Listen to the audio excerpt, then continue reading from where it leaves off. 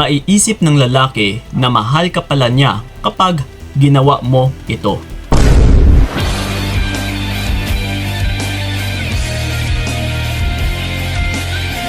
Yon. Ito mga utol, no? Gusto mo bang mapaisip yung lalaki or mabibigyan siya ng realization and makikita niya yung halaga mo? At saka, dito niya rin mapagtanto na minamahal ka pala niya. Yes. So kung gusto mong mangyari ito utol, panoorin nyo lang po yung sa video na ito. Kasi yung technique na ito, actually napaka-effective talaga.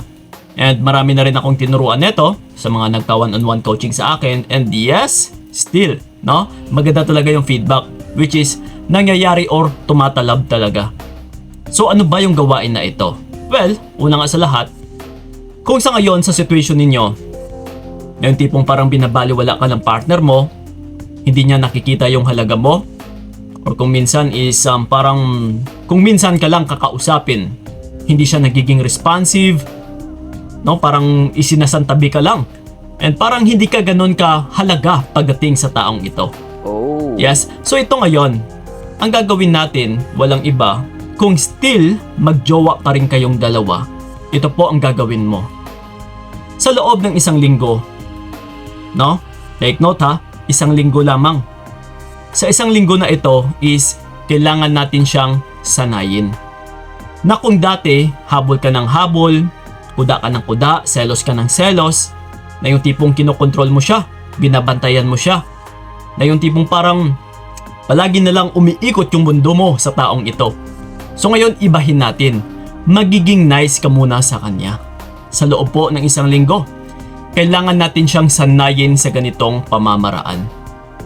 Kumbaga pa utol, walang selos muna, walang reklamo, hayaan mo na siya ng hayaan. No, kung magpapaalaman siya sa'yo, then payagan mo ka agad. And then, hanggat maaari, huwag na huwag ka talagang magreklamo.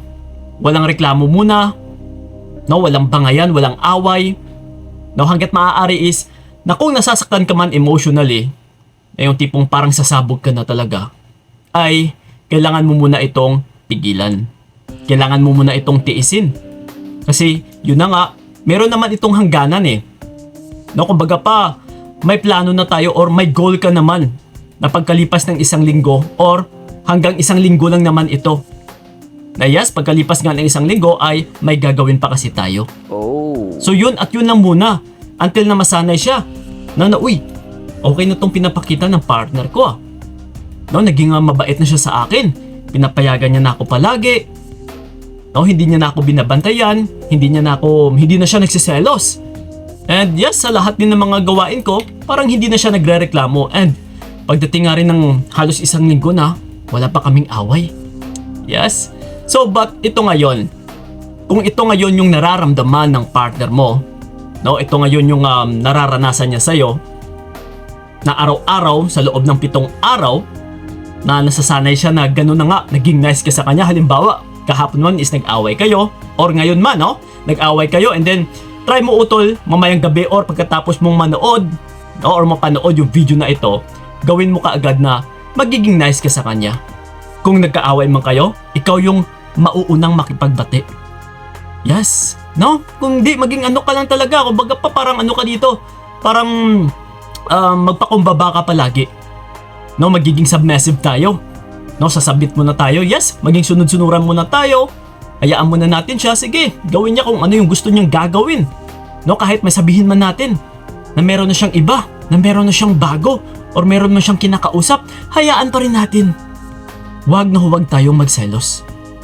Yes, kasi ito mga utol, sa pagiging nice mo sa loob ng isang linggo, actually, hindi mo lang ito nagawa sa loob ng isang linggo. Which is, noon pa nagawa mo na ito. Nagiging nice ka na sa kanya. No, ilang beses mo na siyang pinatawad. Ilang beses mo na siyang inunawa. Ilang beses mo na siyang inintindi. At saka ilang beses mo na siyang pinagbigyan ulit. Yes, nandiyan ka pa din, minamahal mo pa din siya. See? So ibig sabihin, imposible naman na hindi pa klaro na makikita ng lalaki na minamahal mo siya or totoong nagmamahal ka sa kanya. Yes, actually hanggang ngayon kaya nga lang naman na nagiging malaki yung ulo ng partner mo. Kasi nga, ramdam na ramdam niya naman na totoong minamahal mo siya. And yes, lalong-lalo na kapag yung tipong parang andyan ka naman palagi, kahit ilang beses na siyang nakagawa ng kasalanan is ikaw pa ito yung humihingi ng sorry, no, pinapatawad mo pa din siya. Alam na alam po yan ng partner mo na sobrang mahal na mahal mo siya. Napatay na patay ka sa kanya. Kaya nga ito na rin yung nagiging cause and effect na mas lalo na siyang nang-aabuso. Pero noon ay habang ginagawa mo ito is di ba merong selos, no, merong away, merong reklamo, merong paghihigpit na nangyayari. No, ginagawa mo ito at the same time na habang nagiging mabait ka sa kanya, pinapakita mo yung pagiging mapagmahal mo, no, as isang tao para sa partner mo. Pero habang sinasabayan mo kasi ng away, ng gulo, is malabo po na medyo makita ng partner mo na ganito ka pala kahalaga sa kanya. Pero ito ngayon, no, kasi may gagawin pa tayong isa. Walang iba, pagkalipas or pagdating ng isang linggo na nagiging nice ka sa kanya, walang away, no, sunod-sunuran ka lang, pinapasundan mo lang siya sa kung ano yung gusto niya, is pagdating ng isang linggo, halimbawa kinabukasan, no, pang 8 days na, ay ito po ang gagawin mo. Maglaho ka bigla-bigla. Yes, nang walang pasabi utol ha, take note, walang pasabi talaga. Walang paalam, walang nihay-niho no, hoy, aalis muna ako ha, or babe, bigyan mo muna ako ng space. Walang ganon. Kundi, nagiging nice ka sa kanya sa ngayon, no, ngayong gabi, and then, kinabukasan, hindi ka na nagiging responsive, hindi ka na niya makontak, hindi ka na niya mahahagilap, no, hindi ka na niya mababalitaan kahit kani-kanino man. Ito, trust me mga utol, mas madaling mapaisip yung isang lalaki na, uy, ganito pala kahalaga yung babae na ito pagdating sa akin. Yes, ganito pala yung importansya niya. Ganito pala yung presensya niya. Na kapag mawala pala siya is, hahanap-hanapin ko rin pala. Wow. Yes, subukan niyo po utol. No? Kasi talagang maiisip ito ng lalaki dahil sinanay mo siya ng walang away. Yes, ito na po yung epekto.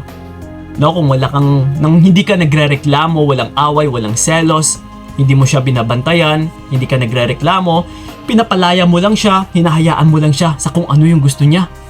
So ngayon, bigla kang nawala, bigla mo itong, or bigla kang umatras, tinanggal mo yung presensya mo sa taong ito, ay hahanap-hanapin niya po yun. Yung ginawa mo sa kanya sa loob ng isang linggo, na uy, okay na yung babae na ito eh. No, naging nice siya sa akin, and walang away, pero ito ngayon bigla siyang nawala. Yes, matatakot po yun. Natiyak, dito niya na po makikita, or dito niya na rin maiisip talaga yung halaga mo, as mararamdaman niya talaga na may pagmamahal din pala siya sa'yo. Na uy, mahal ko pala yung babae na ito. No, may puwang din pala ito sa puso ko. Subukan mo lang utol, na sigurado, once kasi na makamit mo yung pagmamahal ng partner mo, siya mismo ay magbabago para sa'yo. Kasi sa pag-atras mo pa lang, pinahiwatig mo yun na kaya mo ring umatras or kaya mong mabuhay kahit mawala siya. Yes. So siya ito ngayon yung mabibigyan ng takot instead na ikaw. Okay? So klarong-klaro ba? So yun ang po mga utol, sana'y nakatulong yung video na ito. And then sa may mga katanungan man dyan about sa video na ito, you can leave a comment na dyan sa ilalim. And then sasagutin po namin yan, lalong-lalo na sa aming YouTube channel. And then sa mga gusto akong makausap one-on-one, PM nyo lang po kami sa aming FB page na Payong Kaibigan ni Kiko. Mag-usap-usap tayo doon. Maraming salamat. So ingat kayo. God bless and babush! Hanggang dito na lamang itong nakayanan ko, nakawakan ang naranasan ko, bibitawan para malaman mo anong sayang na pinaglaban ko para